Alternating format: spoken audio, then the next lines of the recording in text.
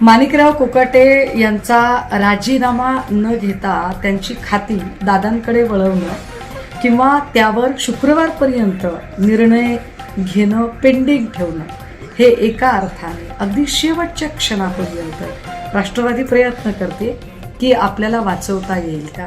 पण अगदी त्याच वेळेला हा राजीनामा सहजासहजी घेणं हे देवेंद्रजींच्या हातात असताना सुद्धा ते तसं करत नाहीत. याचा अर्थ स्पष्ट आहे की देवेंद्रजींना ठरवून जास्तीत जास्त राष्ट्रवादी डॅमेज झाली पाहिजे असंच वाटतं.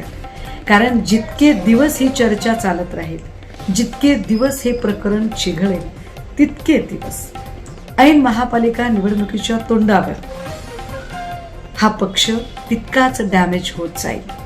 मुळात महायुतीची अशी काय मजबुरी आहे की महायुतीला वारंवार असे सगळे करप्टेड लोक मंत्री म्हणून लागतात. काय महायुतीच्या एकूण त्यांच्याकडच्या असणाऱ्या आमदारांच्या संख्येमध्ये काही स्वच्छ चारित्र्याचे आमदारच नाहीत का. अगदी राष्ट्रवादीकडे सुद्धा दिलीपराव वळसे पाटलांच्या सारखे लोक आहेतच की, जे गुणी आहेत, अनुभवी आहेत, स्वच्छ आहेत. पण अशा लोकांच्या ऐवजी माणिकराव कोकाटेंसारख्या लोकांच्यासाठी पक्षाची प्रतिष्ठा पणाला लावणारे लोक हे थोर आहेत. काहीही असो, विरोधक म्हणून आम्ही मात्र या मुद्द्यावर ठाम आहोत की होय, कोकाटेंचा नुसता राजीनामाच नाही तर कोकाटे यांची आमदारकी सुद्धा रद्द झाली पाहिजे.